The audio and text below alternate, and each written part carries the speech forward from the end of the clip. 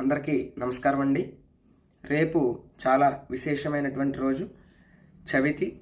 అలాగే రోహిణీ నక్షత్రంతో కూడుకుని వస్తోంది. శుక్రవారం. లక్ష్మీ గణపతి స్వామి వారికి అత్యంత ప్రీతికరమైనటువంటి రోజు. ప్రతి ఒక్కరూ కూడా మీ సమీపంలో ఉన్నటువంటి వినాయక ఆలయాలకి వెళ్ళి అక్కడ చెరుకు రసంతో అభిషేకం చేయించుకోండి. అలాగే పంచామృతాలతో కూడా.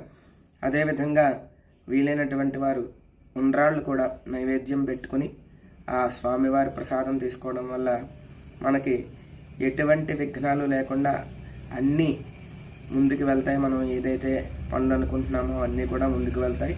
అలాగే వీలైనంత సమయాన్ని ఆ లక్ష్మీ గణపతి స్వామినే నమః, లక్ష్మీ గణపతి స్వామినే నమః అని అనుకుంటూ గడపండి. అంతా కూడా మంచి జరుగుతుంది. శ్రీమాత్రే నమః.